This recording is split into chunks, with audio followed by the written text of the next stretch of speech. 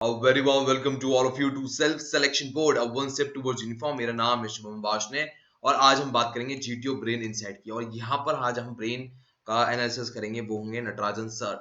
अब यहाँ पर एक जीटीओ के ब्रेन इनसाइट करने का क्या रीजन है? देखिए यहाँ पर रीजन बहुत बहुत इंपॉर्टेंट है। क्या है? देखो यहाँ पर आपको बात समझना होगा कि बहुत सारी अनक्लियर बातें होती हैं एसएसबी के बारे में, और नॉर्मली वो ना डिफेंस एस्पिरेंट के बीच में एक मिथ और एक हाइप बन के बढ़ जाती है। जैसे फॉर एग्जांपल मैं आपको बताऊं, जीटीओ में हो आप, पीजीडी के अंदर आप टास्क सॉल्व कर रहे हो एक के बाद एक के बाद एक। भाई बल्ली फट्टे वाला टास्क कर रहे हो, 4 टास्क होते हैं यहाँ पर। अब वहां पर जीटीओ आके कहता है do fast, you have very less time, you already wasted 20 minutes, already 10 minutes left. तो लग ऐसा रहा है कि वो ऑब्स्टिकल पे फोकस कराना चाह रहा है कि जल्दी जल्दी खत्म करो। और मान लो आप गलती से सिर्फ दूसरे ऑब्स्टिकल तक ही पहुंच पाए, तो डोरमेट्री में आके अफसोस करते हो कि यार हम तो 2 ही कर पाए, हमारा तो ग्रुप का जो टास्क था वो अच्छा ही नहीं हुआ। पर क्या वो सच में यही देखना चाहता कि आप ऑब्स्टिकल सारे कर पा रहे हो कि नहीं? ये बहुत इंपॉर्टेंट है आपके लिए समझना। और ऐसी कई बातें हैं, चाहे वो जीडी हो, चाहे वो जीपी हो, चाहे वो आपका ग्रुप प्लानिंग एक्सरसाइज हो, वो कोई भी टास्क हो, चाहे ग्रुप ऑब्स्टिकल रेस हो, चाहे वो इंडिविजुअल ऑब्स्टिकल हो, इन सब में कुछ ऐसी बातें हैं जो आपके लिए हिडन रह गई हैं, चाहे आप रिपीटर हो चाहे आप फ्रेशर हो, और उन्हीं को हमें समझना है। पर शुरुआत करने से पहले आपको कुछ बातें समझनी पड़ेंगी, जो टर्मिनोलॉजी अभी नटराजन सर यूज करने वाले हैं। देखिए 3 फॉर्मेट में जीटीओ का टास्क डिवाइड होता है। पहला होता है बेसिक सीरीज, दूसरा होता है कंफर्मेटरी सीरीज एंड तीसरा होता है फाइनल सीरीज। बेसिक सीरीज में आता है जीडी, जीपीई, पीजीटी और जीओआर। जीडी मतलब group discussion, GP group planning exercise, PGT progressive group task and last है ग्रुप ऑब्स्टिकल रेस। और यहां पर है कंफर्मेटरी सीरीज में है HGT, IO and command task and final series में है एफजीटी। ये आपको पता होने चाहिए। और यहां पर आपको अब समझ में आएगा कि भाई जो जीटीओ होता है वो एनालिसिस कर कैसे रहा है, प्लस आप कहां मिस्टेक कर देते हैं, और अब आपको इन द फ्यूचर मिस्टेक कहां नहीं करनी है। और जो हाइप डिफेंस एस्पिरेंट के द्वारा झूठ बना दी जाती है according to their brain what they said और व्हाट देयर मन से, वो यहां पर आपकी क्लियर हो जाएंगी और अब आपको ज्यादा किसी की सुनने की जरूरत नहीं पड़ेगी। And now when you after lockdown you going for SSB, you will go with more confidence. चलिए बात करते हैं कमांडर एन के नटराजन सर से। जय Hind sir. Jai Hind, Shubham, how are you? I'm good, sir. Sir, right now I get a chance to talk with the big boss of the GTO, sir. Now I'm not going to left any question over here, sir. Yeah, go ahead. So, sir, I like to talk about GTO, but I was really impressed one of your product, that is Amazon product CD course, SSB CD course. उसकी rating 792 है, average rating 4.8 है और best selling है। और यहाँ पर एक बात मुझे बड़ी इंट्रिग करती है, जीटीओ तो जो होता है ग्राउंड का टास्क होता है। खैर मैं इस बारे में आपसे डिटेल में बात करूं कि लोग सीडी से कैसे सीख पा रहे हैं, बट यहाँ पर थोड़ा और आगे बढ़ते हैं अभी यहाँ पर। तो अगर हम बात करें तो जीटीओ को कहा जाता है बल्ली फट्टे का गेम है। तो यहाँ पर एक सवाल दूसरा भी उठ के आया था कि कुछ लोग कहते हैं टीम वर्क का गेम है।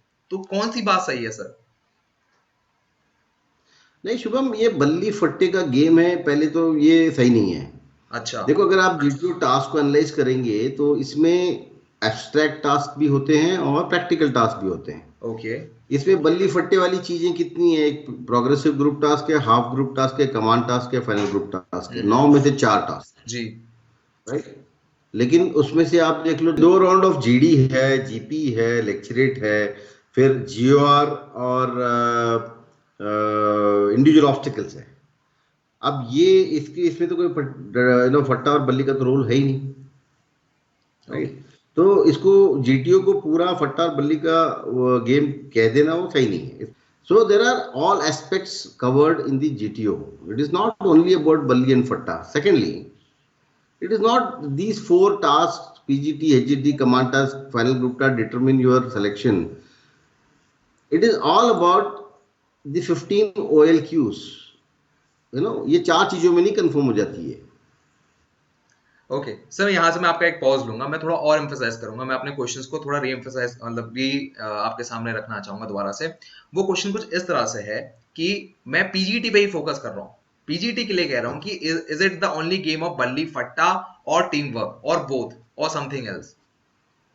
अगर हम पीजीटी की बात करते हैं तो what is it? There are certain resources given to you and there are certain structures and you have got a set of rules and you need to achieve the objective. of Okay. crossing the obstacle, right? Okay.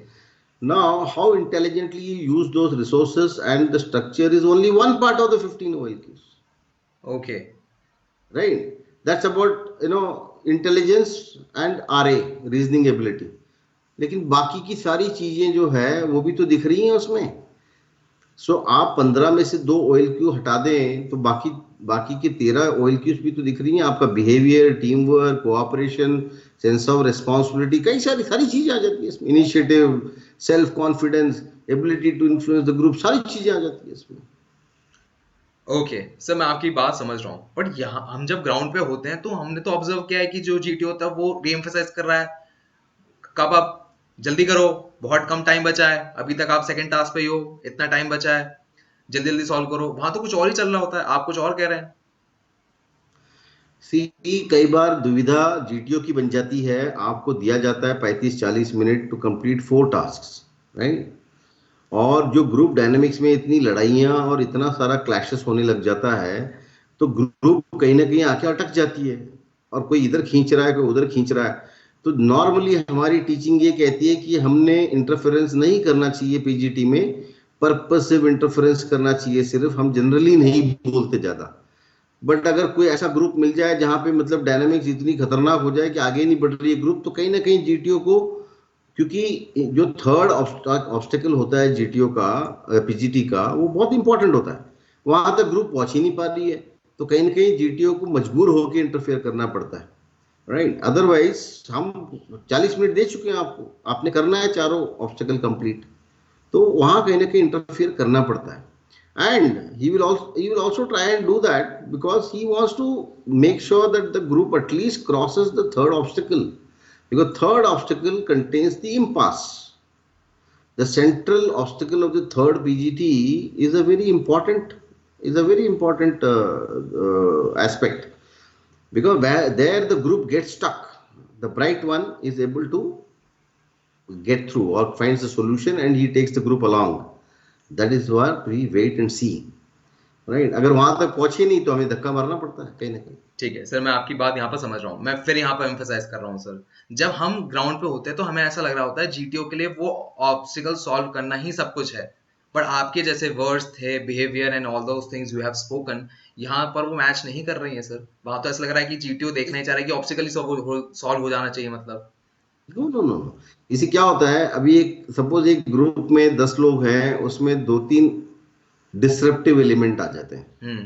ठीक है, बंदा आगे खड़ा है, structure उसके सामने है, he has found the solution, but वो फट्टा पास नहीं कर रहा.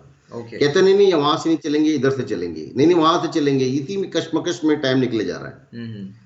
और मुझे क्या देखना है, अगर वो बंदा कोऑपरेट ही नहीं कर रहा, आगे नहीं आ रहा, डिस्ट्रप्टिव है, एग्रेसिव है, वो चिल्ला रहा है, चीख रहा है, तो मुझे कहीं ना कहीं हमें इंटरफियर करके उस बंदे को अपॉर्चुनिटी देनी पड़ेगी जो आगे आके कर रहा है. हमें दिख रहा है कि हाँ इसके पास सोल्यूशन है, तो हम देखना चाहते हैं सही में वो सोल्यूशन वर्केबल है नहीं है, तो कहीं ना कहीं वो करना पड़ेगा हमें. कुछ एलिमेंट ऐसे आ जाते हैं कई बार पीजीटी में या ग्रुप एक्टिविटीज में जो डिस्ट्रप्टिव ज्यादा होते हैं, कंट्रीब्यूट कम करते हैं, तो उनको कहीं ना कहीं हैंडल करने में हमें ऐसा करना पड़ता है. ठीक है, चलिए यहाँ तक की बात हो गई सर. अब मैं आपसे एक बहुत ही टफ सवाल पूछने वाला हूँ. सवाल ये है कि आपने एसएसबी में रहे हैं, आपका इंस्टीट्यूट भी है आपका, वहां पर आपके खुद के जीटीओ टास्क हैं और एसएसबी में जीटीओ टास्क होते हैं. आपने फिर सीडी कोर्स रिलीज कर दिया, सीडी कोर्स में जीटीओ टास्क हैं, ठीक है. अब जो चीज इंसान करके सीख सकता है वो देख के कैसे सीख सकता है एसएसबी की सीडी कोर्स से? Is it not possible? I don't think so. Shubham, इसका मैं अगर आपको ऑनेस्टली मैं बताता हूँ शुरुआत मैंने कैसे की थी. जी. आपको पता है सबसे पहले मैंने किताब लिखी थी 2011 में. जी जी जी. फिर उसको मैंने रिपब्लिश करवाया था जैको से 2013 में, बिकॉज वो पहले पुराने पब्लिशर के साथ कुछ प्रॉब्लम हुआ था, उन्होंने कुछ गलत किया था तो मेरे को चेंज करना पड़ा. ठीक, बट उसके बाद मैंने सोचा कि किताब तो ठीक है, मेरे अच्छे रिव्यूज आने लगे, लोग बच्चों के कॉल्स आने लगे, कई सारे लोगों को किताब पढ़कर सक्सेस मिल गया.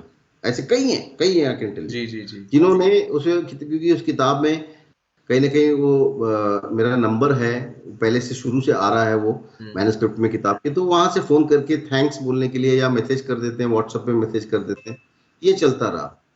फिर मुझे लगा अच्छा इसका बैकग्राउंड मैं और आपको बताता हूँ जो किसी ने सोचा नहीं होगा, क्योंकि ठीक है वो बैकग्राउंड नहीं रहा होगा लोगों का। जैसे आप जानते हैं मैंने पीएचडी कर रखी है साइकोलॉजी में। जी जी। जब मैं पीएचडी कर रहा था तो मैं उस टाइप का आदमी था, मुझे अलग अलग चीजों पे एक्सपेरिमेंट करने का और सीखने का करने का शौक था। तो मैंने एक छोटा सा रिसर्च प्रोजेक्ट किया था ऑन मल्टीपल इंटेलिजेंस और लर्निंग स्टाइल्स ऑफ इंडिविजुअल्स। और मैं आपको ये यकीनन बता सकता हूँ, ये डॉक्यूमेंटेड थियरी है, एस्टैब्लिश थियरी है साइकोलॉजी में, दैट हर इंसान का लर्निंग स्टाइल अलग होता है। और इसमें कुछ बच्चे ऐसे होते हैं जो सिर्फ पढ़ के समझ लेते हैं। मेरे किताब के बच्चे हैं जो पढ़ के सिर्फ एक किताब पढ़ के पास हो गए हैं, वैसे भी एग्जाम्पल बहुत हैं। तो उन्होंने तो कुछ वीडियो भी नहीं देखी, उन्होंने तो कभी कोचिंग भी नहीं ली, वो फिर भी पास हो गए। बट मुझे ये भी मालूम था कि larger than this group who can read and assimilate, ऐसे कई लोग हैं who can watch and learn, who prefer to watch and learn.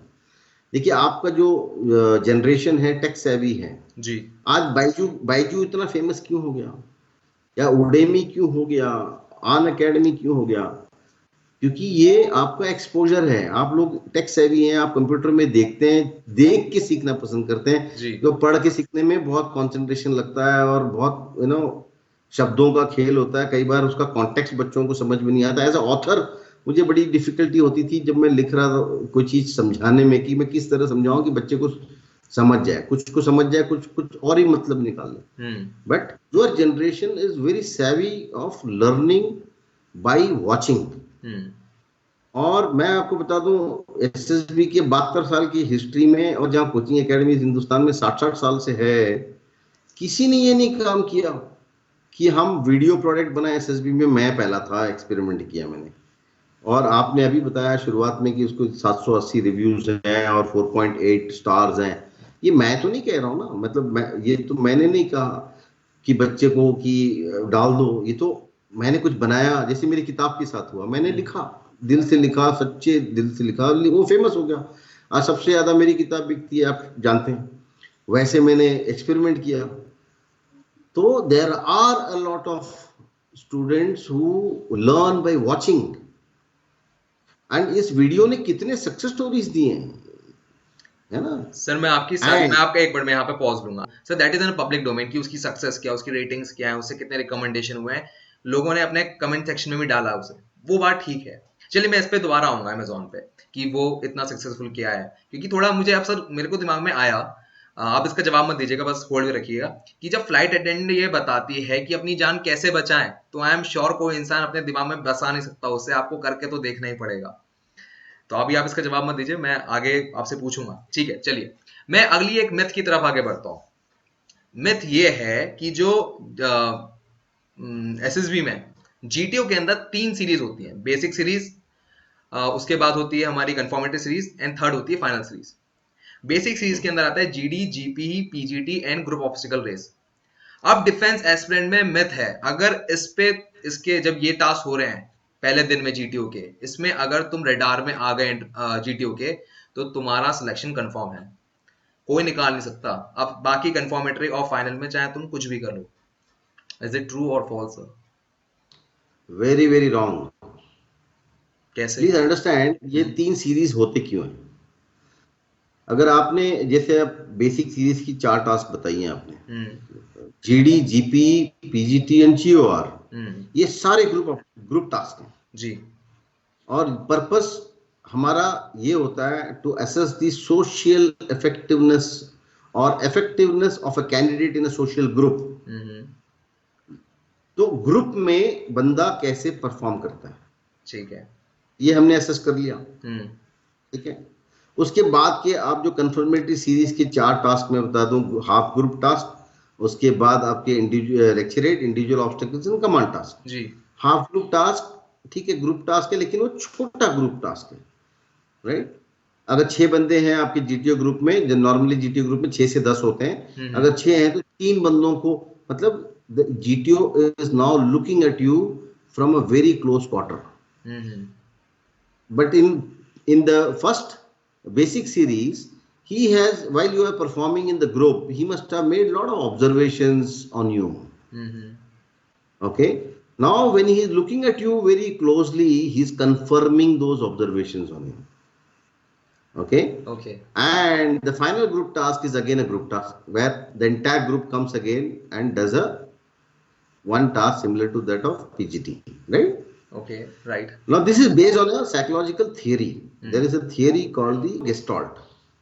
And this theory talks about the perceptual process of the mind. And it says anybody, when he perceives anything, it follows 3-step process. The first step, he observes as a whole. He observes it in parts, and again he observes as a whole to make up the final perception. I'll give an example. अगर आप किसी hotel के lobby में घुस रहे हैं तो आप एक जनरल इमेज बनाते हैं, अरे वाह बड़ा अच्छा यार, शानदार है। फिर आप धीरे धीरे ढूंढते हैं, मतलब देखते हैं, चीजों को ऑब्जर्व करते हैं, शैंडलियर बहुत अच्छा है, रिसेप्शनिस्ट वो लड़की बहुत सुंदर है, इसका सोफा बड़ा अच्छा है no, and then again you look around and see कि हाँ यार सही में बहुत ही प्रेजेंटेबल लॉबी है इस होटल का। Understood? So that is how it works. Yes. So this same principle is followed in the GTO technique. Okay. ये ग्रुप में देखते हैं, इंडिविजुअली देखते हैं, फिर हम लास्ट में एक बार फिर हम उस बंदे को जिसको हमने सेलेक्ट किया है या कैसे हमने रैंकिंग की है बंदों की, उनका फाइनल परफॉर्मेंस हम रीअश्योर करते हैं, रीचेक कर लेते हैं in the final group task.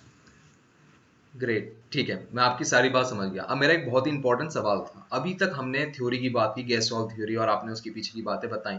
क्या ये एक स्टूडेंट के लिए जाननी जरूरी है रिकमेंड होने के लिए? देखिए कैसा होता है कि हम पहली बात हम ये जैसे आपने बताया कि मिथ है कि अगर पहले 4 में कर लो, बेसिक सीरीज में कर लो तो तुम रडार में आ गए, तुम पास हो गए।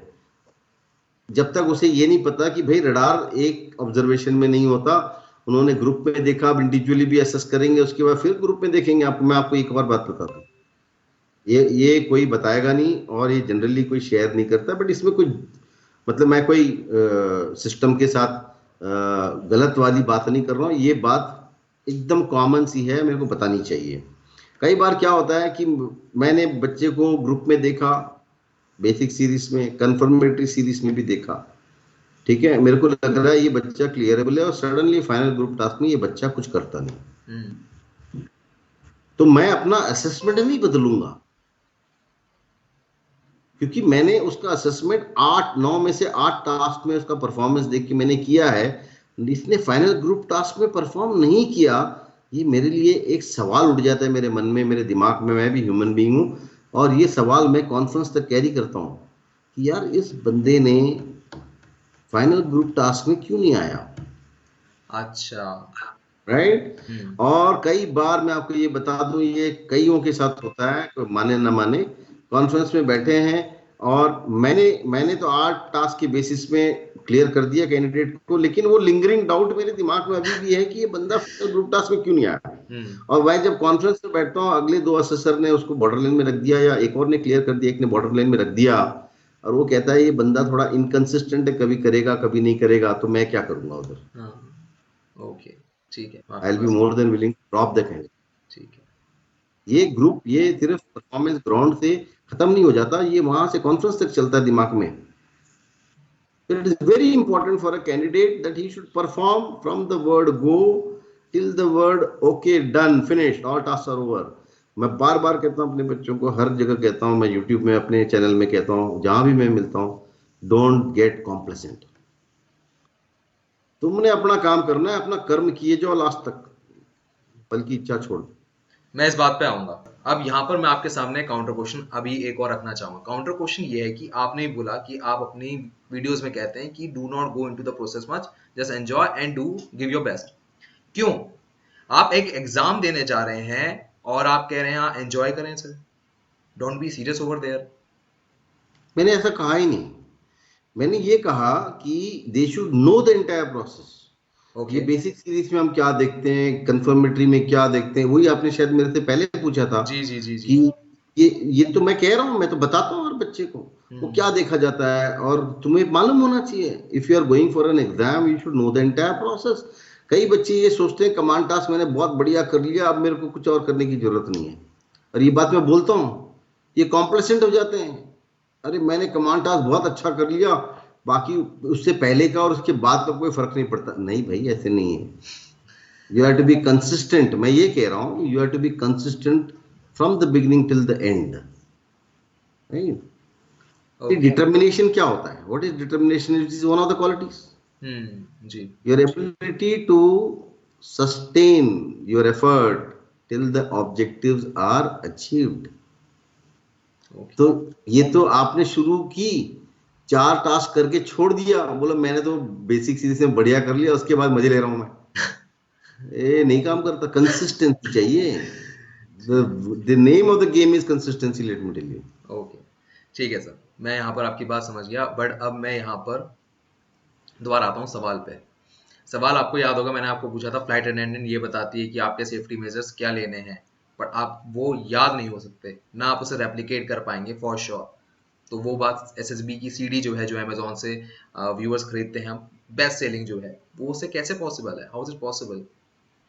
देखिए, जैसे आपने कहा कि फ्लाइट अटेंडेंट के कहने पे अगर सपोज जहाज डूबने वाला है, जी, उसने तो पहले आपको सारे इंस्ट्रक्शंस बता दिए, आपके सामने कार्ड भी रखा हुआ है, बिल्कुल राइट? बिल्कुल बिल्कुल। आपको क्या लगता है वो 6-8 जो फ्लाइट अटेंडेंट होते हैं सबको जैकेट पहना के सबको उतारते हैं? कभी नहीं हो सकता ये।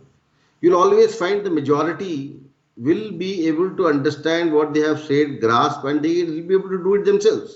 एग्रीड। इसमें से जो कुछ छुट जाते हैं, जो नहीं कर पाते, उनको फ्लाइट अटेंडेंट्स हेल्प करती हैं और उनको उतारती हैं। जी this is the normal trend. जी। This is exactly the same as far as the video is concerned. by far you will find the way the things are explained। देखो यार, कॉन्सेप्ट समझ में आ गया ना, तुम किसी भी स्ट्रक्चर पे चले जाओ, सॉल्यूशन निकाल दोगे। मैं तो हर बार ये बात कहता हूँ और दावे के साथ कहता हूँ, तुमने स्ट्रक्चर नहीं सीखना है। स्ट्रक्चर तो हजारों हो सकते हैं, कॉन्सेप्ट एक है, द कॉन्सेप्ट ऑफ कैंटिलीवर। वो आपको समझ में आ गई ना, आप किसी भी स्ट्रक्चर को कर सकते हो। वो बड़े अच्छे से समझाया हुआ है। और आप, मैं कह रहा हूं, अगर ये पॉसिबल नहीं होता तो इतने बच्चे निकलते कहते वीडियो देखकर। मान गया सर आपकी बात, मैं आपकी सारी बात मान गया, and you prove to the point. चलिए अब जरा सीडी में ही आगे बात करेंगे, बट उससे पहले मैं जीटीओ की एक रोल पे आता हूँ। स्टेज 1 में होती है जीडी, और उसको मॉनिटर करने का काम और उसको डील कराने का तक का काम जीटीओ का होता है। But we have yes. Observe one important thing over there, that is fish market. अब मैं अगर लेमैन भाषा से देखूं, अगर मैंने अपने एक बार फादर को दिखाया, पापा देखो ऐसे होता है जीडी, तो उन्होंने कहा कि शुभम ये तो बड़ा खतरनाक है, मुझे तो नहीं लगता यहाँ से कोई कुछ जज कर सकता है कुछ, ये तो या तो तुक्का हो रहा है या करप्ट है। तो हाउ यू कैन जज ओवर देयर? और इस फिश मार्केट का कोई वैल्यू नहीं है, जीडी की कोई वैल्यू नहीं ऐसा नहीं है शुभम, हमें ये चीज कर करके हम इतने घुट जाते हैं। है। अच्छा। और हमें पता है हम क्या ढूंढ रहे हैं। हम्म। देखिए, हमें पता है हम क्या ढूंढ रहे हैं, जी। राइट? और वो, क्योंकि हमारी ट्रेनिंग ऐसी है। देखो, पर्टिकुलरली ये जीटीओ क्यों कंडक्ट कराता है? Because GTO is the only technique where they have been taught to observe 10 guys simultaneously and do a final assessment। Correct. ये और किसी टेक्निक में होती नहीं। करेक्ट। और मैं आपको बता दूं, इसी चक्कर में जब हम जीटीओ कोर्स करने जाते हैं, हमारी सबसे ज्यादा पिटती है। हमारा सबसे लंबा होता है ट्रेनिंग। अच्छा। हम 10 बैच करते हैं, बाकी के कम करते हैं। और अच्छा। हम ग्रुप डायनेमिक्स को समझना इतना आसान नहीं है। 10 बंदा, जब हम ट्रेनिंग होते हैं ना, तो किस बंदे ने क्या बोला जीडी में, फाइनल स्टेज 2 की बात कर रहा हूं मैं, वो हमें रिकॉर्ड करना पड़ता है। इसने ये बोला, उसके बाद उसने ये बोला, उसके बाद उसने ये बोला, और हमारे को मतलब गालियां सुननी पड़ती है from the instructor if the recording is not correct.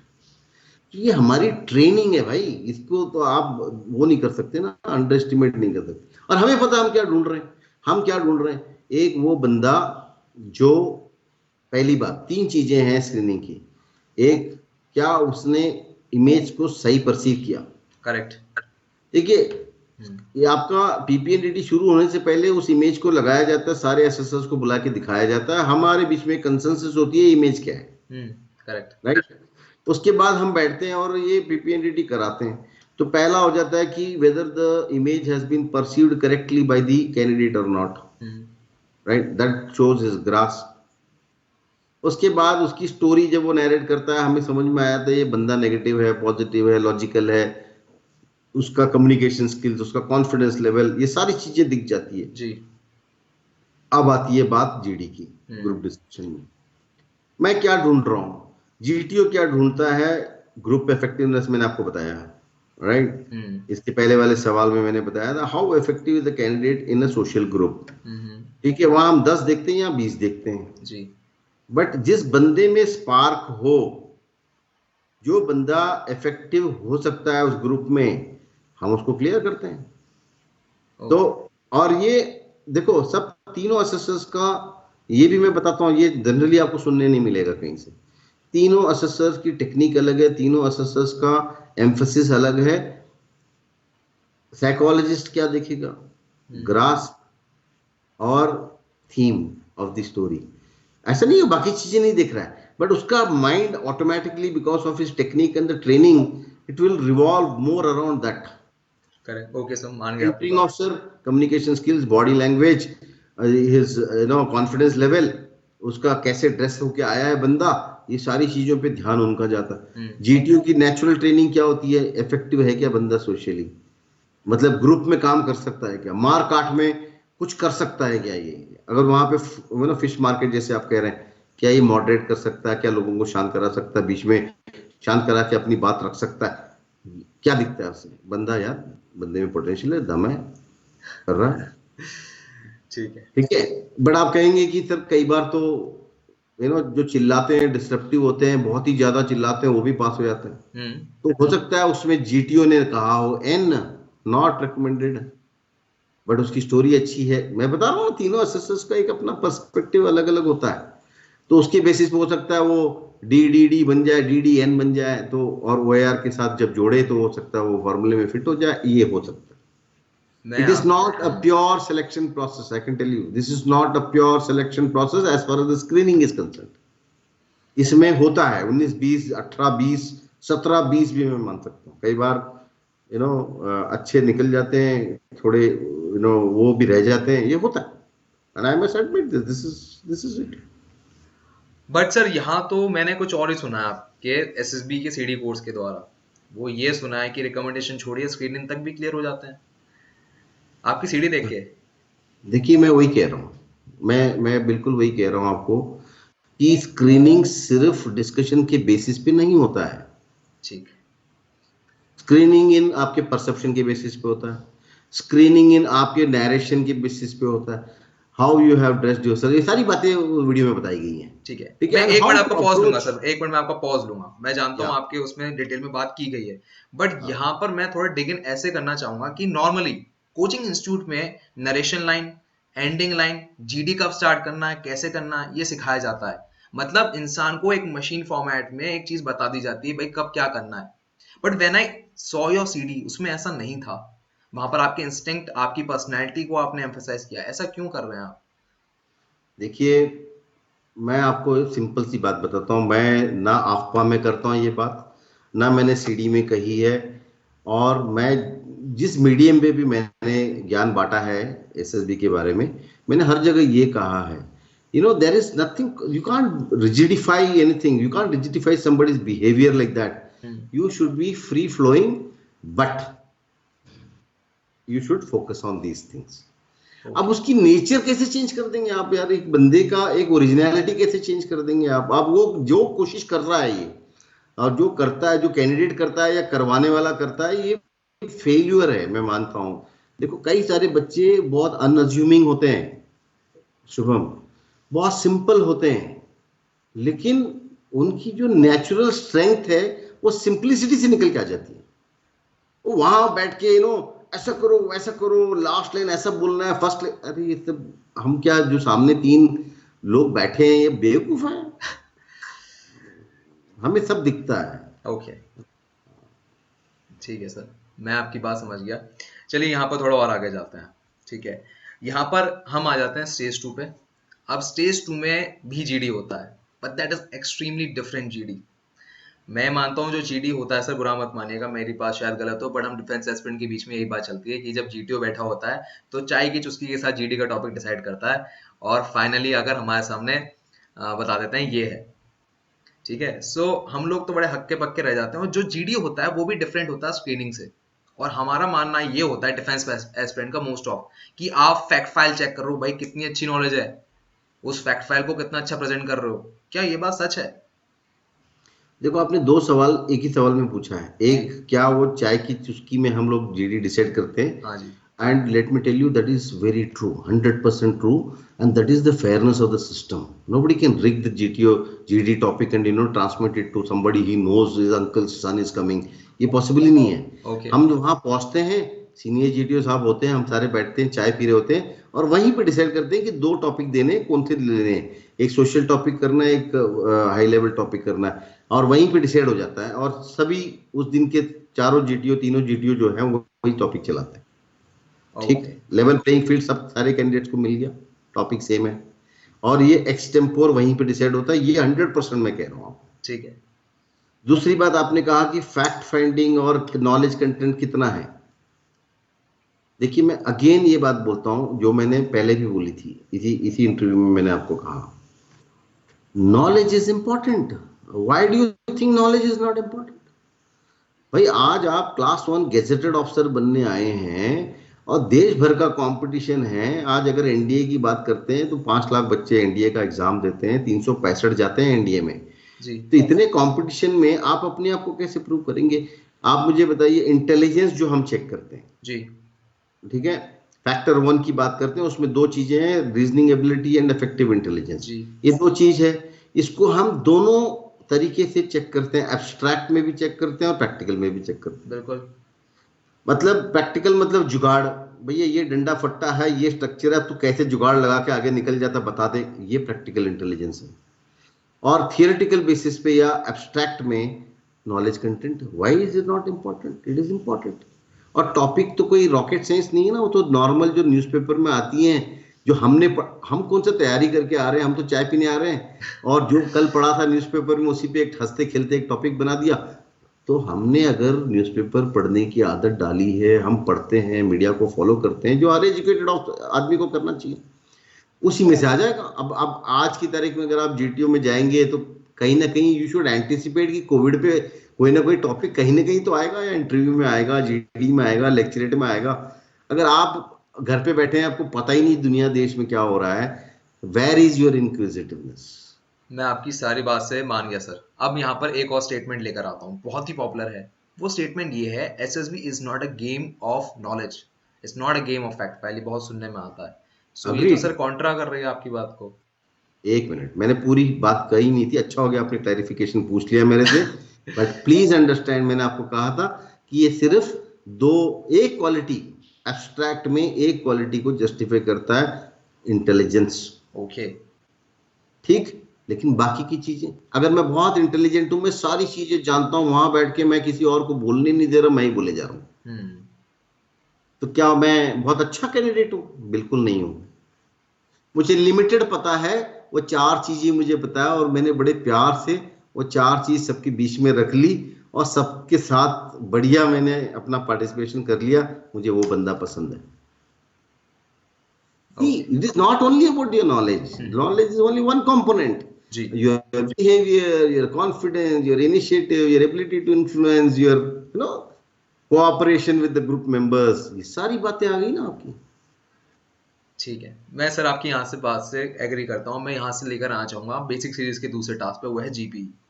GP का जीडी एक्सट्रीमली सिमिलर होता है स्क्रीनिंग के जीडी की तरह, क्योंकि यहाँ पर कोई फैक्ट फाइल की नॉलेज नहीं चाहिए. आपने जो एक सबको कॉमन पेपर मिला है, और आप सब बोलेंगे, और सब बोलते भी हैं. अब ना यहाँ पर एक खास बात और है कि यहाँ पर जो जीटीओ है वो इंटरवीन नहीं करता, बस वो एक बार बीच में आके जरूर बोल देते हैं कि come to the common conclusion. Yes. Now how is it possible कि एक बंदा वहां पर अपनी बात रख पाएगा और लॉजिकली रख पाएगा? इनफैक्ट वहां पर तो कई लोग बहुत ही absurd बातें करते हैं, काऊ को बचाना है, घोड़े की टांग टूट गई उसको बचाना है. These things are the part of it. और वहां पर मेरे हिसाब से तो फिर वही जो आपने कहा 17-18 वाली बात जो स्क्रीनिंग में हो जाती है, मेरे हिसाब से तो वही जीपी में दोबारा कॉपी पेस्ट हो गई. जीपी में कभी नहीं होती ये बात जो आपने कही. अच्छा.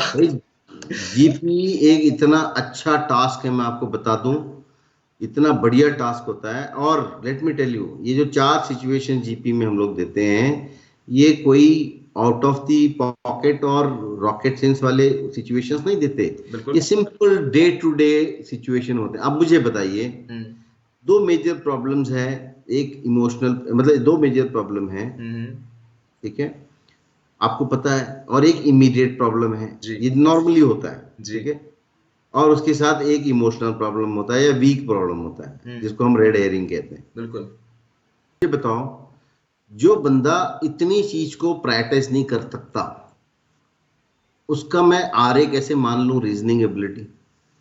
जो बंदा सारी चीजें छोड़ के, बड़ी बड़ी प्रॉब्लम छोड़ के, अगर गाय के टांग के पीछे और घोड़े के टांग के पीछे दौड़ रहा है, तो मतलब उसकी रैशनैलिटी कहीं ना कहीं अपसर्ड है ना।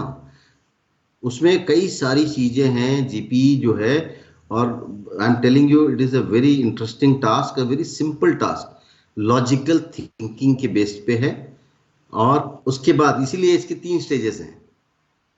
पहले स्टेज में आप अपना सॉल्यूशन, मतलब 5 स्टेज है वैसे, बट असेसमेंट के हिसाब से आपने लिख कर दे दिया जीटीओ को अपना सॉल्यूशन, और उसके बाद बैठ के आपने डिस्कस कर लिया। डिस्कशन जहां आ गई ना, आपके तकरीबन क्वालिटीज बाहर आ जाते हैं, आपकी इनिशिएटिव आ जाती है, आपका कॉन्फिडेंस आ जाता है, ability to influence the group आ जाता है, फिर साथ में आपका वो rationality, intelligence, power of expression, ये सारी चीजें आ जाती हैं। इसीलिए उसमें दोनों कंपोनेंट है। एक तो आप लिख कर दे दो मेरे को आपकी क्या सोच है, उसके बाद मेरे को आप डिस्कस भी करके दिखा दो ग्रुप में आप कैसे फंक्शन करते हैं। ठीक है सर, मैं आपकी बात समझ गया, but please do not mind, मेरे पास हमेशा बहुत एक कॉमन क्वेश्चन आता है, और ये बात मिथ है, पता नहीं, मुझे नहीं पता, आप क्लियर कर दीजिएगा कि एसएसबी के लिए तो कोचिंग की जरूरत है नहीं। हो सकता है कई लोग क्लियर भी क्वालिफाई कर देते हैं, मेरा ही दोस्त है आज लेफ्टिनेंट है, विदाउट एनी कोचिंग आपकी किताब पढ़ के गया था, खाली हो गया था वो, दैट्स गुड। बट यहाँ पर आप हमेशा पर्सनैलिटी पे एम्फेसाइज करते हैं, तो अब इंसान अगर डेवलप कर रहा है तो यहाँ पर्सनैलिटी कैसे होगी कि GP is not a daily part of his life, GD can be but GP can't be. Fully agree with you. और यही फर्क है हमारे जनरेशन में और आपके जनरेशन में, और इसीलिए ये ज़्यादा इंपॉर्टेंट हो जाता है कि किसी प्रोफेशनल से सीख लें। मैं I am not trying to say that it is important that you have to get trained. देखो क्या होता था हमारे ज़माने में, हम क्या खेलते थे, हमारे ज़माने में हम गुल्ली डंडा खेलते थे। हमें पता है इस किनारे पे मारूंगा ना वो उछलेगा, जी। ठीक है। हमारे ज़माने में जिम के नाम पे सिर्फ 2 रोमन रिंग होते थे और 2 डबल बार होते थे। फर्क है भाई। जी। हमने डंडा, फट्टा, लकड़ी, रस्सी, इन्हीं से हमारा हम लोग बड़े हुए हैं। जी। सेकंड थिंग, हम सड़क पे हम क्या चलाते थे, साइकिल चलाते थे। हम सड़क पे घूम, मतलब हमारा जमाना जो था बहुत प्रैक्टिकल था। अब आप एक बात बताओ शुभम, आज के 10वीं के बच्चों को ले लो आप, बोर्ड का एग्जाम है, बोर्ड का एग्जाम है, बेचारे वो स्कूल जाते हैं, वापस आते हैं, ट्यूशन जाते हैं, घर पे आते हैं, थोड़ा बहुत उन्होंने कंप्यूटर गेम खेल लिया, माँ से डांट सुन लेते हैं, खाना खाते हैं, पढ़ाई करते हैं, सो जाते हैं, फिर वो 11वीं में आते हैं, फिर बोलते हैं 12th आ गया, 12th का बोर्ड है, आईआईटी ज्वाइन करना है, डॉक्टर बनना। अरे बेचारों ने खेला कहाँ है? ये आप मुझे बताओ, 4 बच्चे मिलकर कभी आउटिंग पे कितनी बार गए हैं, कब इन्होंने कितने एक्सीडेंट्स देखे हैं, इन्होंने कितनी बार ऐसा कोई सिचुएशन प्रैक्टिकली अपने जीवन में देखा है? ये तो मैं 10वीं 12वीं के बच्चों का नहीं कहता, मैं तो ग्रेजुएट्स की बात करता हूँ। इनको ये कॉन्सेप्ट ही नहीं समझ में आता। अब मुझे बताओ, अगर एक जीपी में एक ढाबा है, वहां पे एक कुक है, और आप चाय पी रहे थे, सडनली वो स्टोव एक्सप्लोड हो गई और उसको सीरियस बर्न इंजरी हो गई, वो कहता है मैं फट से बस में जाऊंगा, मेडिकल किट लाके उसको फर्स्ट एड दूंगा। मतलब I am not degrading that boy, what I am trying to say, बेचारे ने जिंदगी में नहीं देखी ये बात। अरे यार, उसको सीरियस बर्न इंजरी हो रखी है, स्टोव फटने से हुआ है। जब स्टोव फटता है कितना केरोसिन उड़ा होगा, उस सीरियस बर्न इंजरी में क्वालिफाई कर रहा हूं इस बात को, तो मतलब शरीर में काफी बर्न आई है। तो आपके मेडिकल किट में क्या होगा? सोफ्रामाइसिन इतना सा ट्यूब होगा, वो किधर किधर लगाएंगे आप उसको? जी। मतलब ये प्रैक्टिकल एस्पेक्ट जो होता है, जो हम टेस्ट कर रहे हैं जीपी में, अनफॉर्चुनेटली ये कई बच्चों में एक्सपोजर नहीं होता है इसका। और let me also tell you, ये बात हम भी जानते हैं एज असेसर्स, जी हम भी जानते हैं, बट हम देखते हैं यार, मोटा मोटी अगर उस बच्चे ने कहीं ना कहीं आरए दिखाया, प्रायोरिटाइज सही कर लिया, ठीक है, उसके एक्शंस में 19-20 का फर्क है, 18-20 का फर्क है, हम एकदम से उसी बात को लेके नहीं उसको फेल कर देते हैं। जी फिर हम डिस्कशन में देखते हैं बच्चा कैसा है, कैसे डिस्कस करता है, इनिशिएटिव कितना है, कॉन्फिडेंस कितना है, कितना लॉजिकल है। अच्छा, किसी और ने सही बात बोली तो उसको एक्सेप्ट करता है कि नहीं करता, कि मेरे मुर्गे की एक टांग पे खड़ा हो जाता है। सो वो भी सारी चीजें मायने रखती हैं, और एक ओवरऑल असेसमेंट होता है। ये नहीं कि उसकी लॉजिक सही नहीं थी तो टोटली कंडम कर दो उसको, ऐसा नहीं होता। ठीक है। ये बहुत फाइन बैलेंस होता है। हम लोग सीनियर होते हैं, मेच्योर्ड होते हैं, हमें समझ में आता है हाँ यार बच्चों का एक्सपोजर आजकल कम है, तो इसको इन बातों को लेके चलते हैं। ठीक है, मैं आपकी बात समझ रहा हूँ सर, बट मेरा सवाल अभी रह गया। मेरा सवाल सिंपल सा ये था कि अभी उसको अपनी डेली रूटीन में क्या होना चाहिए? It he should be more initiative in his daily life, क्योंकि आज तक तो ऐसा देखा गया, मम्मी पापा कहते हैं बेटा कुछ नहीं करना, तू पढ़ाई कर बस। सी, मैं चाहे जितना बोल दूं, ठीक है, ये हो नहीं पाएगा आज के एनवायरनमेंट में, बिकॉज बच्चों पे प्रेशर ही इतना है। तो कोई बात नहीं, हम इन चीज़ों का ध्यान रखते हैं। मैं ये कह रहा हूँ, एज अ फादरली फिगर जब हम वहाँ बैठते हैं, हमने बच्चों को देखा होता है, हम अपने बच्चों के पीछे कैसे पढ़ते हैं, हम जब अपने बचपने को लेके चलते हैं, ये हमारे को इसका अंदाजा होता है। बट मैं कह रहा हूँ कहीं ना कहीं रैशनल तो रहो ना। ये सीधा ये मत कहो first priority that that cow which is drowning in the water, वो तो मर जाएगा बेचारा। अरे भाई, काऊ है, all animals are natural swimmer, इतना नॉलेज तो होना चाहिए ना हर एक को। अगर वो भी नहीं हो तो फिर मुश्किल हो जाता ओके, ठीक है सर। अच्छा सर, यहाँ पर एक ना बड़ा ही इंपॉर्टेंट आता है बेसिक सीरीज में, और शायद हमारे बेसिक सीरीज का वो आखिरी पार्ट भी है, वो है ग्रुप ऑब्स्टिकल रेस। अगर ग्रुप ऑब्स्टिकल रेस देखूं तो अगर इंसान ऑटोमेटिकली मेरे हिसाब से टीम का प्लेयर हो जाता है, नहीं होता तो वो टीम से अपने आप ही बाहर हो जाएगा, क्योंकि कोऑर्डिनेट नहीं कोशिश करेगा तो। So what do you think about it? क्योंकि मेरे हिसाब से आज के टाइम में जहाँ जॉब घर बैठ के भी हो जाती है, वहां तो है। ये ग्रुप ऑब्स्टिकल नाम की चीज मेरे हिसाब से पॉसिबल ही नहीं है। मतलब क्या कह रहे हैं आप, जरूरत नहीं है एसेस करने मेरे की हिसाब से इसको? पॉसिबल नहीं हो सकता कि आज की तारीख में ये मतलब कैंडिडेट्स में हो कि ग्रुप ऑब्स्टिकल के दौरान वो टीम वर्क की तरह काम कर लें। इट्स नॉट पॉसिबल इन नहीं द नहीं, केस। देखिए, आप आईटी सेक्टर या किसी और सेक्टर के साथ हमारे काम को डोंट कंपेयर। अच्छा। भाई जिंदगी भर उस बच्चे ने, please understand this whole thing from the context of the military setup. Okay. उसको पूरे जिंदगी में ग्रुप के साथ ऐसे कठिन परिस्थितियों में ही काम करना है, जी। राइट? तो ग्रुप ऑब्स्टिकल रेस में क्या देखा जाता है? पहले बहुत सारी चीजें, बेसिक सीरीज है, ये बेसिक सीरीज का लास्ट टास्क है, ठीक है। आपके जो रूल्स हैं वो कहता है कि आप जब एक ऑब्स्टिकल से दूसरे ऑब्स्टिकल में जाते हैं तो सबने मिलके उस डोरी को या उस टेंट को या उसको रोल्ड अप टेंट को पकड़ के, स्नेक को पकड़ के चलना है। हम्म। अगर एक बंदा है जो फट बहुत ही बढ़िया है, एकदम एजाइल है, फिट है, ठक ठक अपना करके आगे बढ़ लिया, जी। बाकी पीछे खड़े हैं, क्या पता चलता? ओके। राइट? हम तो बिहेवियर ही देख रहे हैं, और ये डायनामिक टास्क है। और डायनामिक टास्क में हर बंदे का बिहेवियर चेंज हो जाता है। Let me tell you, Hindi में कहावत है, होश में, जोश में होश नहीं खोना। जी। ये आई एग्री। जितने रूल बता दो, उसका बेसिक नेचर डायनेमिक टास्क में निकल के आ जाता है। ठीक है। अगर वो अफेंडर है, टीम प्लेयर नहीं है, वो देखो कैसे आगे आगे बढ़ता है, जीटीओ को इंप्रेस करने के लिए सब कुछ छोड़ के देखो आगे जाके पहुंच जाता है, कम ऑन गाइस करता रहता हो। वो अपनी बेसिक रूल को ही भूल गया हो, बात मान गया मैं आपकी सर। है ना? बहुत सारी चीजें इसमें पूरा बिहेवियर निकल के आ जाता है। ठीक है। ओके। मैं आता हूँ कंफर्मेटरी सीरीज पे। कंफर्मेटरी सीरीज में मेरा ये मानना है कि पीजीटी में ऐसा हो सकता है, ये एक इंसान शाय हो और वो जीटीओ को ना दिखाओ, बट कंफर्मेटरी सीरीज में जहां पर ग्रुप्स को हाफ में डिवाइड कर दिया गया है, फॉर श्योर वो आंखों में आएगा ही आएगा, एचजीटी में आएगा ही आएगा, राइट। बट यहाँ पर मैं जानना चाहूंगा कि जो शाय लोग होते हैं उनकी ना तादाद बहुत ज्यादा है एज कम्पेयर टू कॉन्फिडेंट लोगों की जो पब्लिक स्पीकिंग कर पाते हैं। उनके लिए आप क्या कहोगे कि वो क्या इंप्रूव करें? आप पब्लिक स्पीकिंग की बात कर रहे हैं या पूरे कंफर्मेटरी सीरीज की बात कर रहे हैं? मैं बात कर रहा हूँ पब्लिक स्पीकिंग की प्लस ग्रुप डायनामिज्म में अपनी बात ऊंची रखने की। हाँ, देखिए, ऊंची रखने का मतलब ये नहीं है चिल्लाना, जी। पहली बात। ओके। दूसरा, अब ये आता है लेक्चरेट की बात जो आप कर रहे हैं, जो कंफर्मेटरी सीरीज का टास्क है, जिसमें 10 लोगों के सामने आपको, जीटीओ के सामने खड़े होकर आपको 3 मिनट में टॉक देना है। जी। बिल्कुल मैं मानता हूं, और इसीलिए मैं कहता हूं कि कुछ बच्चे जो हैं एकेडमी में आते हैं ट्रेनिंग के लिए, मैं ये भी बताता हूं आपको, इसलिए कि उनको कॉन्फिडेंस नहीं होता। उन्होंने उन्होंने बहुत कम बोली होती, बोले हुए होते हैं किसी पब्लिक के सामने खड़े होके। And let me also tell you, वो उनकी तो बात छोड़ो, हमारी आज इतनी उम्र के बाद भी we get butterflies when you have to address a gathering. Okay. And let me also tell you, proven research this is, that public speaking is the most nerve wracking activity। ये ओह। रिसर्च कहता है। हम्म। तो अच्छे से अच्छे speaker के अंदर भी जो है गुदगुदी होती है, उसके पेट में मरोड़ आती है जब ओके। बात करनी होती है पब्लिक के सामने। तो ये बच्चा है, इसको एक्सपोजर नहीं रहा, इसने नहीं कर पाया या उसको एक्सपोजर नहीं मिला, तो कैसे करेंगे? उनको जरूरत पड़ती है प्रैक्टिस की।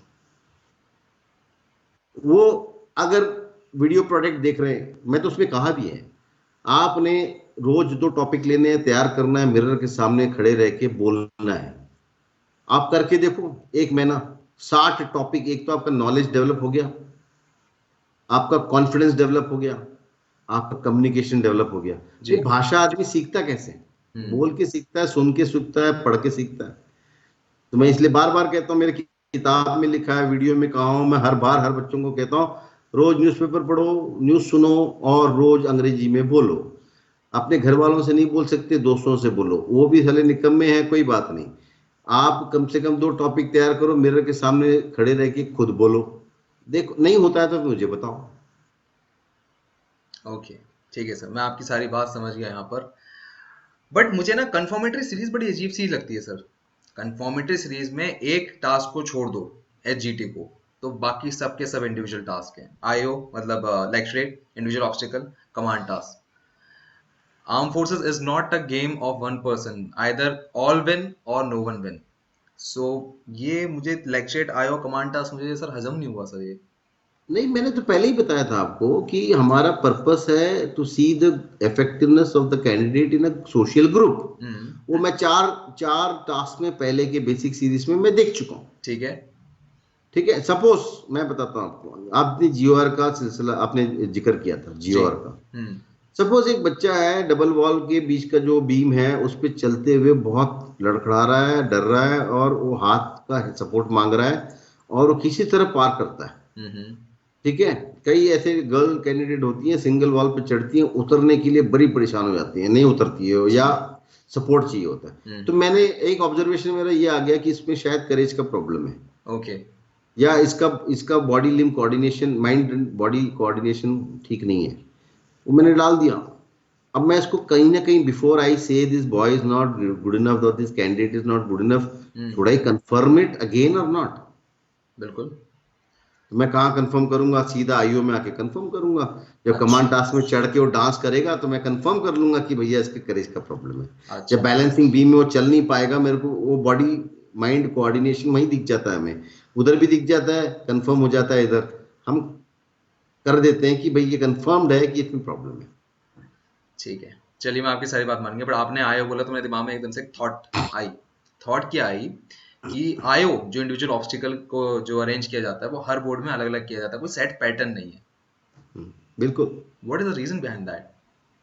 देखिए, इसमें एक ब्रॉड प्रिंसिपल होता है, और आप जिधर भी जाएंगे, किसी भी आयोग ग्राउंड को आप देखेंगे, किसी भी एसएसबी में, वो ब्रॉड प्रिंसिपल जरूर फॉलो होता है। और फर्क सिर्फ इतना होता है कि किस जीटीओ ग्राउंड में कितनी जगह अवेलेबल है, उसके बेसिस पे इसका लेआउट डिसाइड होता है। कोई रेक्टेंगुलर पीस ऑफ लैंड मिलता है, कहीं स्क्वायर मिलता है, हम्म। तो उस हिसाब से हम अरेंज करते हैं। बट इसमें एक जरूर एक प्रिंसिपल है, ओके। जो मैंने बहुत एक्सप्लिसिटली समझाया हुआ है हम्म। वीडियो में। वो प्रिंसिपल हर जगह फॉलो होता है। और ये एयरफोर्स बोर्ड के आईओ में वो सर्कुलर फैशन में सारे ऑब्स्टेकल को लगाए होते हैं, हम्म। और आर्मी और नेवी फॉलो करता है रेक्टेंगुलर स्क्वायर, उसमें होता है। बट उधर भी एयरफोर्स में भी मैं बताता हूँ, जो बेसिक प्रिंसिपल है वो जरूर फॉलो होता है। ओके। तो अगर आप मतलब आप देखिए, अगर प्रिंसिपल समझ में आ गया आपको, तो आपको पता है कि कैसे करना है। लेकिन मैं आपको ये भी बता दूं, लाइक मैंने आपको कहा कुछ पढ़ के भी समझ जाते हैं, कुछ देख कर समझ जाते हैं, कुछ करके समझते हैं, और कुछ करने के बाद भी नहीं समझ पाते. So it depends on the candidate per se. Right? Okay, ठीक है. मतलब ये जो आप बात कह रहे हैं ये आपके एसएसबी की सीडी कोर्स में है. चलिए, बिल्कुल. हाँ. ठीक है. यहाँ से हम थोड़ा और आगे बढ़ते हैं. मैं इसी में थोड़ा इंट्रिग करना चाहूंगा. हमने मतलब सुना है, मैंने से सुना है कि individual obstacle is more about RA, reasoning and effective intelligence और स्टैमिना एंड करेज, 4 थिंग्स. बाकी चीजें तो नहीं रही इसमें, क्योंकि अब आप पहले डिसाइड करेंगे आप कहाँ से शुरू करेंगे. क्योंकि अगर आप फॉर एग्जांपल आप जो डबल जंप आ रहा है जो फ्रॉम हाइटेड होता है 12 फीट से 6 फीट पे कूदने वाला, अगर वो आप आखिर में कर रहे हैं तो आप थके हुए हैं, आप नहीं कर पाएंगे, गिर जाएंगे हो सकता है. और यहाँ पर आपका करेज भी हो गया, कहीं आप डर रहे हैं नहीं है. तो इज इट, आपको नहीं लगता कि वो जो आप थोड़ा सा 3 मिनट देते हैं वो थोड़ा कुछ ज्यादा ही कम टाइम नहीं हो गया एक इंसान के जज करने के लिए? Please understand, it is not necessary that you should complete all the 10 obstacles and you should repeat 5 times or 5 obstacles. मैं आपको एग्जांपल दे देता हूँ. 15 ऑब्स्टिकल करने के बाद बच्चे फेल हो जाते हैं, और 7-8 ऑब्स्टिकल करके भी बच्चे पास हो जाते हैं. सर मैं और एग्जांपल देता हूँ. 6 के बाद देखा मैंने कि 6 ऑब्स्टिकल हाँ 4 हाँ, करने के होता है, बाद होता है, बिल्कुल होता है, बिल्कुल बिल्कुल बिल्कुल. वो 4 वाला नहीं होगा. वो 4 वाला किसी और इक्वेशन से बन गया, in the sense he may not have been, he may not have been cleared by this particular technique. Okay. But because of the way the matrix goes, he must have done very well in the entering officers technique or the psych technique, and he must have been a borderline here or average candidate here. He must have gone into the selection bracket. But normally 6, देखो वो जो आप देख के बता रहे हैं ना कि इस बंदे ने तो सिर्फ 6 किए थे, 4 किए थे, फिर भी पास हो गया, वो आपने सिर्फ उसको जीटीओ टेक्निक में देखा है जी. आपने उसको दूसरे टेक्निक में क्या किया ये आपको मालूम नहीं है. जी जी बिल्कुल. और मैं तो पहले से कहता हूँ कि I mean it's there in the open domain, public domain, कि it is not necessary that all 3 technique the candidate should have cleared in all 3 techniques. Okay. तो ये बहुत सारे मैट्रिक्स हैं, इसमें बहुत सारे कॉम्बिनेशंस हैं.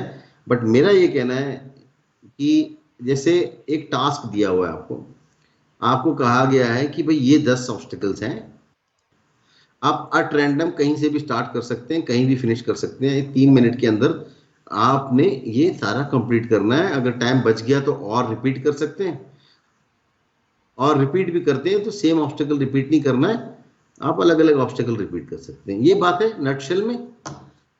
अब आपका ऑब्जेक्टिव क्या है? आपका ऑब्जेक्टिव है कि मैक्सिमाइज करना है पॉइंट. ठीक है. अब आप दिमाग लगाएंगे ना कि मैंने शुरू कहां से करना है. जी मैं आपकी बात समझ गया सर. ओके. बस वो दिमाग देख रहा हूं. बट ये नहीं कि मैं सिर्फ दिमाग देख रहा हूं, आपका स्टेमिना भी देख रहा हूं, आपका करेज भी देख रहा हूं, और आपका सेंस ऑफ रिस्पॉन्सिबिलिटी भी देख रहा हूं. उसमें भी कई सारे रूल्स हैं, आप कितने रूल्स ब्रेक करते हैं. ठीक है. वो भी देख रहा हूं, है ना. ठीक है. सर यहाँ पर एक बात लाना चाहूंगा. ये कोचिंग वाले सर कहते हैं नॉर्मली, और ये सुनने में बहुत कॉमन आता है, कि अगर कोई ऑब्स्टिकल आपसे नहीं हो रहा है, स्पेशली यहाँ पर नॉर्मली ऑब्स्टिकल नंबर 3 होता है जिग जैग वाला, अगर नहीं हो रहा है कोई भी ऑब्स्टिकल हाइपोथेटिकली, तो आप 2 बार ट्राई करें उसके बाद स्किप कर दें आगे. Why is it so? एक बार हम नहीं समझ में आ जाता सिखाते है. ऐसा, हम नहीं सिखाते ऐसा. बट एक नेचुरल सा बंदा आप देख लो, एक जिसको कोई किसी का इन्फ्लुएंस नहीं है जिस पे, वो नेचुरली बेच जाता है, ठीक है, और वो एक ऑब्स्टिकल करता है, उससे नहीं हुआ, बीच में गिर जाता है. हाँ. वो क्या करेगा? एक बार कोशिश करेगा? हाँ नहीं, एक गिव बार अप तो कर करता देगा? है. ठीक है. 2 कैंडिडेट देता हूं. एक दोबारा आता है, कोशिश करता है, कर जाता है, दोबारा आता है, कोशिश करता है, नहीं होता है, और तीसरा कैंडिडेट मैं देता हूं, वो एक बार गिर जाने पे उठ के चल देता है आगे. क्या करेंगे आप? मैं आपसे पूछ रहा हूँ. मैं आपकी बात एग्री कर रहा हूँ, आपने वो सवाल मुझसे पूछा है, बट सर मेरे दिमाग में 2 बातें हैं. यस, अगर मैं पहली बार वो ऑब्स्टिकल देख रहा हूँ, अगर मैं रिपीटर नहीं हूँ, फ्रेशर हूँ, तो मैं 2 बार करूंगा. But if I am repeater, I know वो ऑब्स्टिकल मेरे से कहीं ना कहीं लास्ट टाइम नहीं हुआ था, I will not waste my time, I will move ahead. Very good. अब मैं इसका इंटरप्रिटेशन दे देता हूँ आपको. ओके. अगर आप रिपीटर हैं और आप एक बार करके आगे निकल गए क्योंकि आपको मालूम था कि मैं ये कर ही नहीं सकता, तो मैं कहता हूं आपकी रिपीटर होने के बावजूद अगर आपने नहीं किया तो गलत है. मतलब आपको मालूम था पिछली बार आप नहीं कर पाए, मतलब आपने कोई इनिशिएटिव नहीं ली और उसको इंप्रूव करने की कोशिश नहीं की. ओके. तो यहाँ होती है बेवकूफी, है ना. ओके. भाई एक नॉर्मल आदमी क्या करेगा? मतलब मैं क्या ढूंढ रहा हूं, मैं क्या ढूंढ रहा हूँ, मैं ढूंढ रहा हूँ क्वालिटीज, राइट। जी। ये ऐसा बंदा है जो गिव अप नहीं करेगा इमीडिएटली, हम्म। कोशिश करेगा, और उस रिसोर्स को भी मद्देनजर रखते हुए कोशिश करेगा। 3 ही मिनट का टाइम है और मुझे 10 करने हैं, तो मैं एक बार और करके देख लेता हूँ, नहीं हुआ तो फिर आगे बढ़ता हूँ। इतना तो करेगा वो आदमी, करना चाहिए। ओके, ठीक है।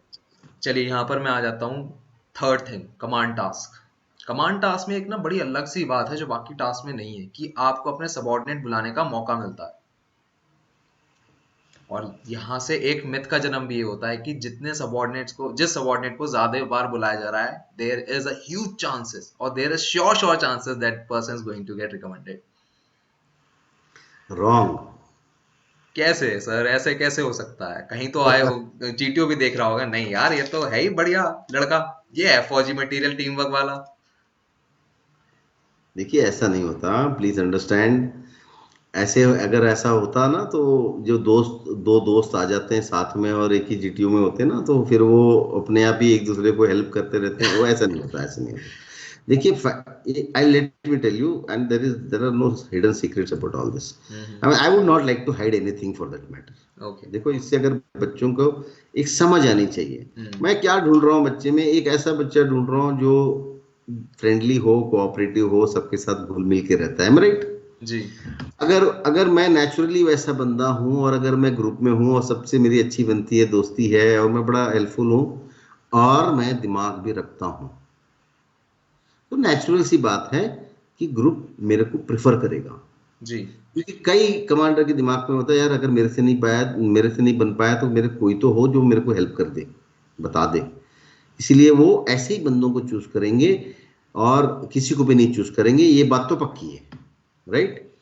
अगर एक बंदे को बार बार चूज किया जा रहा है, लेकिन मैं देख रहा हूं कि ना इसने बेसिक सीरीज में कोई ढंग का कर रखा है, ना इसने कंफर्मेटरी सीरीज में कोई ढंग का कर रखा है, just because he was called so many times by the people, I should, उसके कई सारे रीजन हो सकते हैं। हो सकता है बड़ा फिट बंदा हो, एजाइल हो, और सुनने वाला बंदा हो, जो बोले वो सही में कर देता हो। वो अच्छा। कारण से थोड़ी ना मैं उसको लीडर बना दूंगा, उसको सेलेक्ट कर दूंगा, ये नहीं होता। Okay. There okay. Is something called sociometry, हम इसको जरूर मार्क करते हैं किसको कितनी बार बुलाया गया है। Please understand, sociometry is not an assessment tool, it is a corroboratory tool. Okay. अगर कोई बंदा सच में बहुत अच्छा है लेकिन उसको बुलाया ही नहीं गया, मेरे दिमाग में ये बात रहेगी कॉन्फ्रेंस तक, अच्छा। भाई या तो इसमें कुछ तो प्रॉब्लम है, इसको किसी ने नहीं बुलाया, जेलसी हुई है लोगों को इससे, या इसकी रिलेशनशिप लोगों से। मैं ढूंढूंगा वो चीज को, मैं टटोलूंगा, मैं देखता रहूंगा शुरू से, ठीक है ना। और ये कहीं ना कहीं खटकेगी मेरे को कॉन्फ्रेंस तक, और ये नेचुरल बात बता रहा हूँ जो हर असेसर के मन में होता है। अच्छा। तो it's a corroboratory tool, it is not a assessment tool. अगर बच्चा अच्छा है, कैंडिडेट अच्छा है, तो हम देखेंगे, हाँ देखो अच्छा है बंदा, 4-5 लोगों ने बुलाया है इसको, सेटिस्फाई हो गया, मतलब करोबरेट हो गया दोनों चीजें। फिर ऐसा भी हो सकता है, let me also tell you, ऐसा भी हो सकता है कि बंदा अच्छा था और हो सकता है उस दिन सुबह उसको दस्त लगी हो, हम्म। जो मुझे नहीं पता लेकिन ग्रुप को पता है। हम्म।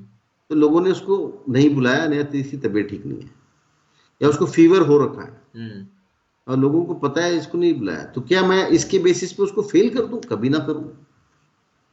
ओके। तो it's a collaboratory tool, that is not assessment tool. Okay. Well, काफी कुछ खत्म हो चुका है सर, हम आखिर पे आ गए हैं। अब जब ये आखिरी सीरीज हो जाती है, जब फाइनल सीरीज तक आते हैं, तो लोगों के दिमाग में पर्सपेक्टिव बन चुका होता है कि आज हम बाहर जा रहे हैं और आज हम रिकमेंड हो रहे हैं। मैं आपसे जानना चाहूंगा, is it need to put a thought like this in in in own mind कि आज हम बाहर होंगे और आज हम नहीं होंगे? क्योंकि मैं सवाल पूछ चुका हूँ वैसे आपसे, बट फिर भी दोबारा जानना देखिए, चाहूंगा। मैं नो मेरा एडवाइस हरदम बच्चों को यही रहता है, अपना कर्म किए जाओ, फल की इच्छा छोड़ दो। तुम्हारे अगर, मैं इस बात को मैं बहुत विश्वास करता हूँ कि कहीं ना कहीं एक लास्ट चीज रह ही जाती है, वो एक छोटा सा एलिमेंट रहता है आपकी तकदीर का। हम्म। और अगर उसमें लिखा हो ना आपने बनना है, तो खुदा भी नहीं रोक सकता, और उसमें लिखा हो आपको नहीं बनना है, खुदा भी नहीं बना सकता। इसलिए मैं कहता हूं कि तुम उसकी टेंशन ही मत लो। मैं शुरू से मैं कहता हूं, हर बच्चों को कहता हूं You should go, you should be carefree, you should work hard, prepare yourself well, should understand the entire process and go out there and work freely.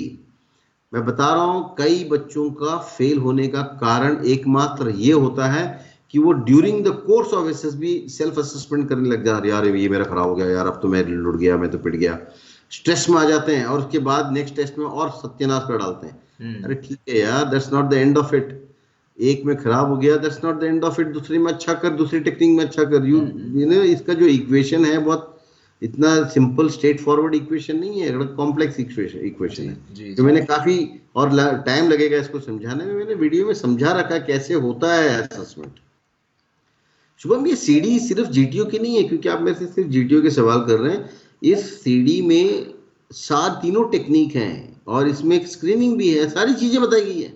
Assessment कैसे होता है, आपको कैसे अप्रोच करना है, कैसे आपको प्रिपेयर करना है, ये सारी बातें वहां पे बताई गई है। So it is not only about GTO, इसमें आपको पूरा मिल जाएगा। और ये जो मैं इक्वेशन अभी इतने से इंटरव्यू में मैं नहीं समझा पा रहा हूँ आपको, जिसको मैं कहता हूँ मैथमेटिक्स ऑफ एसएसबी, ये समझ में आ जाएगा आपको कि कैसे है, क्या है, एंड कैसे अपने टाइम को प्रायोरिटाइज करना है, कैसे इसकी तैयारी करनी है, right?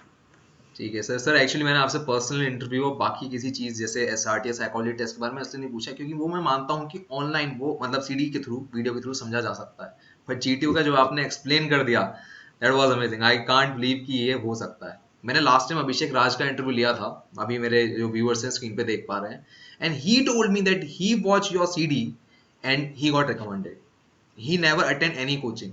That was a surprising fact for me, but आज तक मुझे यकीन नहीं होता। आज जाके ऐसे बहुत हैं शुभम, ऐसे बहुत हैं। और मैं आपको ये भी बता दूं, ये जो जीटीओ कंपोनेंट है ना, इसके बारे में ज्यादा बोलते हैं बच्चे। ओके अब मुझे नहीं पता था, मैं भी ये सोचता था जैसे आप पूछ रहे हैं कि जीटीओ बड़ा मुश्किल है, इसको तो करके सीखा जाता है। But I can tell you all those who got recommended, they appreciated the GTO a lot because they also must have expected or had this apprehension when they bought this product कि यार GTO कैसे सीखेंगे। फिर वो बोलते हैं कि sir I this was the best part of the whole CD, and not then I say okay, you mean to say the other two techniques were not good? He said no, not that sir, they amplify. They say कि sir I did not expect to learn too much from this video about GTO, but it happened. तो ठीक है, अच्छी बात है। और मैं आपको एक बात और बता दूं शुभम, जब मैं ये वीडियो बनाना चाह रहा था, मेरे खुद के पब्लिशर ने, किताब जिसने पब्लिश की थी जिन्होंने, he had refused to publish this video. अच्छा। वो नागपुर तक आए, उनकी पूरी टीम आई, उन्होंने पूरा असेस किया मैं क्या करना चाहता हूँ। मेरे पास तो जीटीओ ग्राउंड 2013 से है। अच्छा, है ना, मेरे पास तो जीटीओ ग्राउंड मैंने एकेडमी 2013 से, मैंने 18 में स्टार्ट की, बात अलग है, उसकी अपनी एक हिस्ट्री है और उसका वो है। बट मेरे पास तो उस वक्त भी जीटीओ ग्राउंड था, तो मैंने बोला मैं ऐसे ऐसे शूट करूंगा, कुछ पोर्शन स्टूडियो में करूंगा, कुछ आउटडोर में करूंगा। वो सब असेस करने के बाद उन्होंने रिफ्यूज कर दिया था ये वीडियो बनाने के लिए। अच्छा, तो मैंने अपने कॉस्ट में एक कंपनी बना के, when you have to sell a educational product, you have to take ISBN number. और आईएसबीएन नंबर तो एक नॉर्मल आदमी ले नहीं सकता, कि इंस्टीट्यूशन नहीं ले सकता। उस चक्कर में मुझे कंपनी अपनी बनानी पड़ी। फिर ये प्रोडक्ट मैंने अपने खर्चे से शूट किया और आईएसबीएन नंबर लेके मैंने इसको अमेज़न पे सेल पे डाला। Okay, and let me tell you, the first 27 days of posting this, I had only 4 orders. Okay, 4 he order थे। अच्छा, मुझे लगा कि यार मैं, वो सही थे पब्लिशर जो थे ना, वो बहुत सही थे, और मैं अपने असेसमेंट में गलत हो गया और ये प्रोडक्ट वेस्ट हो गया, या ये प्रोडक्ट मतलब चल नहीं पाएगा। अरे उसके बाद बस भगवान का आशीर्वाद था, और क्या हुआ मुझे ही नहीं पता। वो ऐसा बड़ा कि फिर मैं, एक टाइम ऐसा आया जब मैंने उनको फोन करके बोला कि I am very glad that you refuse to publish this product, because if you had publish this product you would have only given me 220 rupees, but this product is a successful product today. जी, तो sir ये product तो अभी available मिलेगा ही नहीं फिर students को। अभी तो COD 19 चलना है, Amazon चालू ही नहीं हुआ होगा, Amazon.com डिलीवरी नहीं कर रहा होगा। Amazon को खुले टाइम हो गया भाई, अभी आज कम से कम 10-15 दिन थे, 10 दिन से कम Amazon के एसेंशियल नॉन एसेंशियल डिलीवरी शुरू हो गई है, अभी तो सारे बच्चे खरीद रहे हैं। ये द बेस्ट टाइम, बिकॉज अब वो एकेडमी सारी बंद है, उनकी एसएसबी से भी 15 जुलाई से शुरू होने वाली हैं, और बेचारे जाएं तो कहाँ जाएं। और you know the sales are picked up and orders आ रहे हैं, फुलफिल हो रहा है, अमेजोन ले जा रहा है, डिलीवर कर रहा है। It's very much on. Okay, but sir अभी भी ना स्टूडेंट्स वेट कर रहे हैं एसएसबी की डेट्स कब आएगी, ऑफिशियल डेट्स कब आएंगी। मैंने सुना था आपने अपने टेलीग्राम चैनल पे भी बताया था कि अराउंड 15 जुलाई के आसपास शुरू हो जाएंगी, बट स्टिल लोग इंतजार कर रहे हैं, आएगी तब करेंगे। व्हाट डू यू कमेंट मैं on this? I tell you, ये बीच में 15 जून की बात हुई थी। अच्छा। अभी क्या हो गया था, एक तकलीफ में आ गई थी फौज कि एनडीए के टीएस के बच्चे करीब 300 350 बच्चे का अभी तक एसएसबी हुआ नहीं है। ओके। और नॉर्मली जुलाई में शुरू हो जाता है कोर्स। जी। तो they decided they will start the course in August, okay. and they will finish these SSBs in June, July, hmm. put them through the medicals, and those who are recommended they will send them in August, and they will commence the course. Hmm. But फिर वो lockdown चल पड़ा और extend हो गया, उसकी वजह से ये पोस्टपोन हो गया। अब जो सुनने में आ रहा है वो 15 जुलाई से they are starting the SSB for the NDA and 10+2 guys, and thereafter they will start the SSB for the graduates. Okay, but sir मैं आपका ना कमेंट जानना चाहूंगा, ये जो एटीट्यूड है कि जब एसएसबी डेट्स आएंगे तब तैयारी करूंगा, व्हाट इज दिस, मतलब ये क्या सही एटीट्यूड है? मैं तो कितनी बार कह चुका हूँ, मेरे यूट्यूब चैनल में भी कह चुका हूँ। मैं उन सारे बच्चों को कहता हूँ जो अफवाह में भी आते हैं कि for God sake at least carry 20-25 days 1 month in your hand.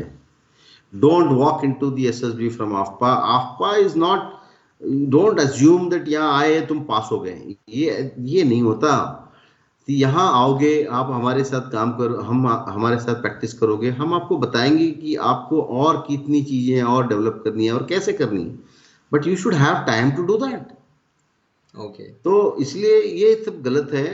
ये कोई short, there are no shortcuts in SSB है। ये कोई मतलब कोई चिंगम थोड़ी ना देते हैं माफपा में कि ये खा लो, चूरन है, ये खा लो और पास हो जाओगे, ये नहीं होता।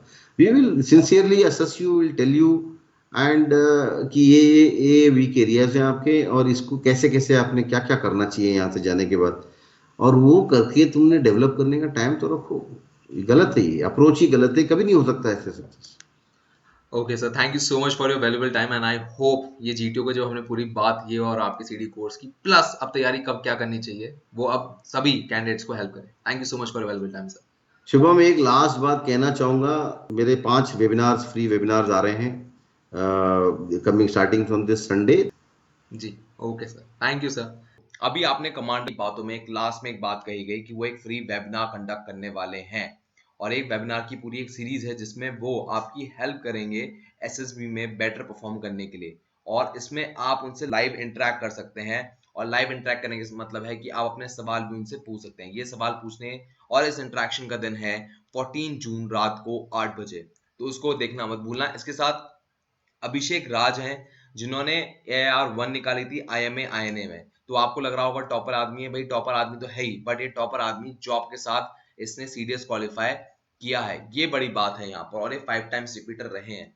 इसके साथ उन्होंने सिर्फ ये सीडी देखकर ही रिकमेंडेशन ली है, तो यहाँ पर आपके लिए बहुत बड़ा बेनिफिट है कि आपको इनका रिव्यू भी मिल जाएगा यहाँ पर अभिषेक राज का, तो इस वीडियो को भी देखना मत भूलिएगा।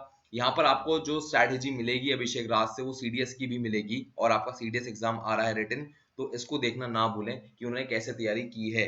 और मेरे लिए कोई क्वेश्चन हो तो हैशटैग वार्ष्णेय करके आप मुझे कमेंट सेक्शन में पूछ सकते हैं। मैं लेता हूँ आपसे विदा। जय हिंद, टेक केयर, बाय बाय। मैं उनको रोज सोचता हूँ, मैं उनको रोज सोचता हूँ, वो है अंतिम पगों के निशान।